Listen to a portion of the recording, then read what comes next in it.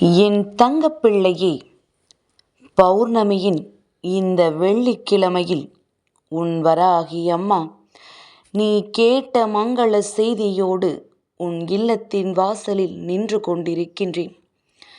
தேடி வந்த இந்த தாயானவளை நிச்சயமாக நீ உள்ளே அழைப்பாய் என்கின்ற நம்பிக்கையில், என் தங்கமே, இன்றைய தினம் உன் வாழ்க்கையில் அதிர்ஷ்டமான பல நிகழ்வுகள் எல்லாம் நடக்கவிருக்கின்றது.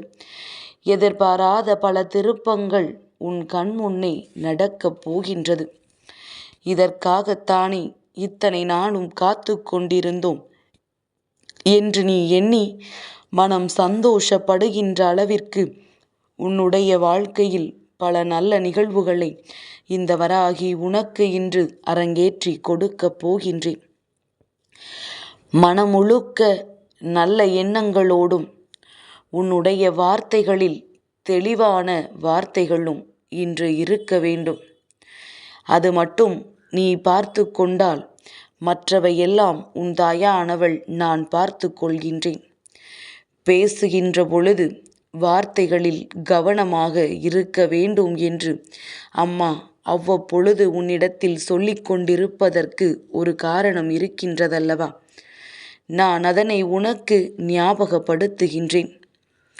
சொல்கின்ற சொல் தவறாக விழுந்து விட்டால் அதற்கு முன்னால் நீ எவ்வளவுதான் நல்லதை செய்திருந்தாலும் அது அங்கே பலன் கொடுக்காமல் போய்விடும்.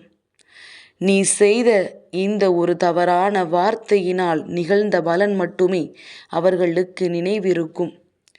அது மட்டுமல்ல, இதனால் உன்னுடைய மனதும் அதை நினைத்து நினைத்து காயப்பட்டு கொண்டிருக்கும்.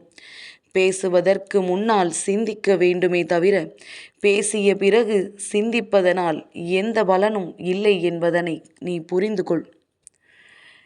இன்றைய தினம் உன்னுடைய மனதை ஒருநிலைப்படுத்த என் பிள்ளை, நீ சிறிது நேரமாவது பத்மாசனத்தில் அமர்ந்து கண்களை மூடிக்கொண்டு தெய்வத்தை வணங்கு. உன்னுடைய மனதை நீ ஒருநிலைப்படுத்த வேண்டிய நாள். என் குழந்தைக்கு இந்த நாளில் பல எண்ணங்கள் திசை மாறி செல்கின்றதையெல்லாம் ஒருநிலைப்படுத்தி எது உனக்கான எண்ணங்கள், எது உன் வாழ்க்கையாக மாறக்கூடியது என்பதனை சரியாக நீ கண்டுபிடித்து வந்துவிட வேண்டும். இத்தனை நாட்களும் நடந்த விஷயங்கள் எல்லாவற்றிற்கும் என் குழந்தை நீதான் பொறுப்பாவாய். ஏனென்றால் செய்கின்ற செயல், சொல்கின்ற வார்த்தைகள் என்று எல்லாவற்றிலும் நீயாகவே முடிவெடுத்து செய்திருக்கின்றாய். ஆனால் இனி அப்படி நீ நடந்து கொள்ள முடியாது. இந்த தாயானவளின் அறிவுரைகளை கேட்டு நான் சொல்கின்ற பாதையில் நீ சரியாக நடக்க வேண்டும். அதன் பிறகும் உன் வாழ்க்கையில் எதுவும் நடக்கவில்லை, நீ ஆசைப்பட்டது கிடைக்கவில்லை என்றால் இந்த அம்மாவிடத்தில் வந்து நீ சொல்ல வேண்டும். என் தங்கமே, நான் எப்பொழுதும் உன் வாழ்க்கையில் உனக்கான பல மங்கள நிகழ்வுகளை நடத்தி கொடுக்க காத்து கொண்டிருக்கின்றேன். உன்னை தேடி வந்து கொண்டிருக்கின்ற பல நல்ல நேரத்தை இனிமேல் நீ அடையாளம் கண்டு கொள்வாய். பல குழப்பங்களுக்கு மத்தியில் தன்னை தேடி வருகின்ற நல்ல விஷயங்களை அறிய முடியாமல் நின்று கொண்டிருந்த என் பிள்ளை, இனிமேல் நடப்பது என்ன என்பதனை தெளிவாக உணர்ந்து கொள்வாய். நான் உனக்கான மங்கள நிகழ்வினை நடத்தி கொடுக்க போகின்றேன். உன் இல்லத்தில் சந்தோஷம் மீண்டும் வரப்போகின்றது. எந்த ஒரு பிரச்சனையினால் உன்னுடைய இல்லம் களை இழந்து போனதோ, உன் குடும்பத்தில் இருக்கின்ற அத்தனை பேரினுடைய மனதிலும் சோகம் குடிகொண்டதோ, மீண்டும் அந்த நிகழ்வானது வெற்றிகரமாக தொடங்கும். இனிமேல் நாம் இது நடக்கும் என்று நினைத்து கூட பார்க்கவில்லையே என்று எண்ணி வியக்கின்ற அளவிற்கு வாழ்க்கையில் நிச்சயமான பல நல்ல நிகழ்வுகள் நடந்தே தீரும். எதிர்பாராத திருப்பங்கள் உன் இல்லத்தில் இருப்பவர்களை திக்குமுக்காடச் செய்யும். வாழ்க்கை உனக்கு நல்ல வழியை காண்பித்து கொடுக்கும். இது நாள் வரையிலும் நீ சிக்கிக்கொண்டு தவித்த விஷயங்கள் இனி உனக்கு நல்ல நிலையை கொண்டு வந்து கொடுக்கும். என் தங்கமே, இத்தனை நல்ல வார்த்தைகளை சொல்கின்ற இந்த வராகிக்கு நீ என்ன பதில் சொல்வாய் தெரியுமா? அம்மா, எதுவும் நடக்கவில்லை என்று சொல்வாய். இதைத்தான் என் பிள்ளை உன்னிடத்திலிருந்து மாற்றிக்கொள்ள வேண்டிய முக்கியமான விஷயம் என்று அம்மா சொல்லிக் கொண்டிருக்கின்றேன். அதாவது, ஒவ்வொரு விடியலும் உனக்கு கிடைத்திருக்கின்ற மிக பெரிய வாய்ப்பு. இன்றைய தினம் நான் சொல்கின்ற இந்த நேரத்திலிருந்து இன்று இரவு வரை உனக்கான ஒரு பெரிய வாய்ப்பு இருக்கின்றது. இந்த வாய்ப்பினை பயன்படுத்தி நீ இந்த நாளில் என்னவெல்லாம் செய்ய வேண்டும் என்பதை பற்றி மட்டும் சிந்திக்க வேண்டும். ஒருவேளை நீ நினைத்தது உனக்கு கிடைக்கவில்லை என்றால் அதற்கான முயற்சிகளை இன்று கிடைத்திருக்கின்ற இந்த வாய்ப்பை நீ சரியாக பயன்படுத்தி கொண்டு செய்ய வேண்டும். நேற்று இருந்தது போல இன்றும் கிடைக்கவில்லை என்று கன்னத்தில் கை வைத்து கொண்டுதான் இருப்பேன் என்று நீ சொல்வாயானால் உன்னுடைய விஷயம் அங்கே அப்படியே தான் நின்று கொண்டிருக்கும். அதுவும் கன்னத்தில் கை வைத்து கொண்டு படுத்துவிடும் என்பதனை நீ மறந்து விடாதே. எதுவாக வேண்டுமானாலும் இருக்கட்டும், எப்பேற்பட்ட விஷயங்களாக வேண்டுமானாலும் இருக்கட்டும், நீ ஒரு தொழிலை அடைய நினைக்கின்றாய் அல்லது ஒரு உறவை அடைய முயற்சி செய்கிறாய் என்றால் அதற்காக நீ என்ன செய்து கொண்டிருக்கிறாய் என்று சற்று சிந்தித்து பார். வேண்டுதல் மட்டும் வைக்கின்றாயா அல்லது அதற்கான முயற்சிகளையும் செய்கின்றாயா என்று சிந்தித்து பார்க்க வேண்டும்.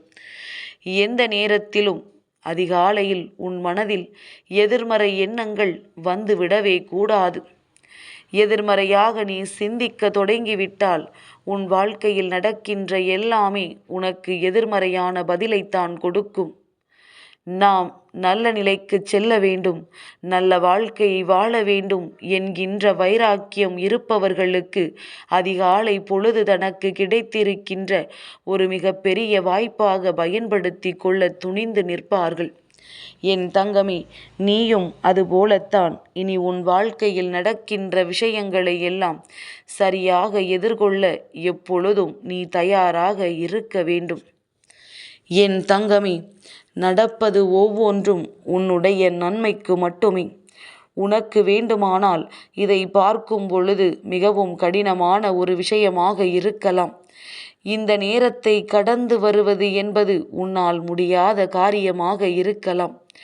வாழ்க்கையே வேண்டாம் என்றும் நாம் இனிமேல் வாழவே கூடாது என்றும் உனக்கு நினைக்க தூண்டலாம்.